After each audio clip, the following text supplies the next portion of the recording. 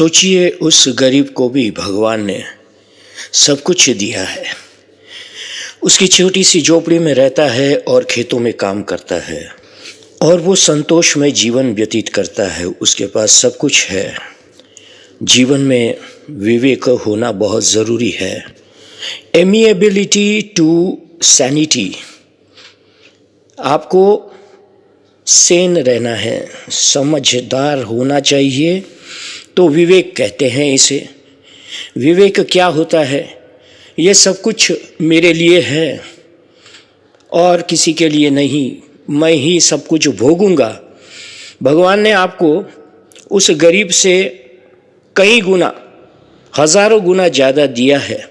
वो सब आप जानते हैं, फिर भी आप कहते हैं कि ये सब मेरे लिए है। तो एमिएबिलिटी टू सैनिटी क्या है कि जीवन हमें औरों के लिए जीना है और राम की भक्ति में व्यतीत करना है। भाई भगत बन गए तो इसका अर्थ ये नहीं कि कार्य नहीं करोगे, कर्म नहीं करोगे, कर्तव्य नहीं पालन करोगे।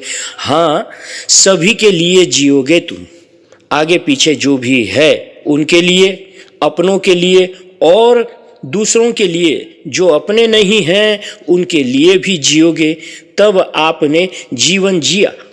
एमिएबिलिटी टू सैनिटी। नहीं तो व्यर्थ ही जी रहे हैं।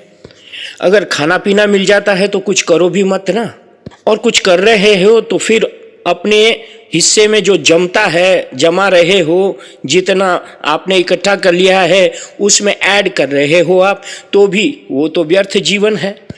क्यों केवल अपना ही सोचते हो? जरा सुनो, समझो, विवेक कहाँ है? अपने लिए सोचने में नहीं।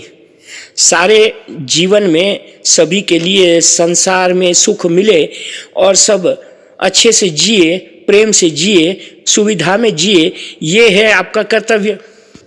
इस कर्तव्य को जो अगर आप ध्यान में रखोगे तो एमिएबिलिटी टू सैनिटी होगा। You are amiable to sanity. नहीं तो सोते पड़े रहो गद्दे में, मूवीज देखते रहो, मजाक करते रहो, होटलों में खाते रहो, जितना हो सके घूमते रहो, फिरते रहो, अपनी ही मज़ा, अपने परिवार की मज़ा में लगे रहो। ये तो बुद्धिमानी नहीं है, केवल बेवकूफ़ी है, क्योंकि आपने जीवन का अर्थ ही नहीं जाना। सही अर्थ में नहीं है, यानी कि पैसे में अर्थ नहीं है, अर्थ दूसरों के लिए जीने में है। तो कैसे जियोगे आप? आप अब क्या कर रहे हो? प्रमाद में जी रहे हो कि जो असल लक्ष्य होना चाहिए जीवन का, उससे हटकर जी रहे हो आप। अगर कोई कहे कि आपको you have to chase 200 runs and you are batting at the rate of 1 or 2 runs per over, how are you going to complete it in 50 overs? Am I asking you that you are very slow in your run rate, or you have just lost sight of your target in life? So don't lose target. The target is not you. Target is you are living for all the beings around you. अपने घर के दरवाजे से बाहर, अपने dining room से बाहर एक दुनिया है जो कभी अपनी इच्छाओं को पूरी नहीं कर सकती है, जो सामान्य सुविधाएं अपनी जीवन में उपलब्ध नहीं करा सकती, बीमारियों का इलाज नहीं करा सकती, अपनी पढ़ाई का खर्च बच्चों की नहीं निकाल सकती। तो ऐसी भी दुनिया है। वहाँ आपकी दौड़ होनी चाहिए, वहाँ आपकी पहुँच होनी चाहिए। इसके बारे में आप सोचो। केवल अपने लिए जीना, ये जीना नहीं होता। जय सिया राम, जय सद्गुरुदेव।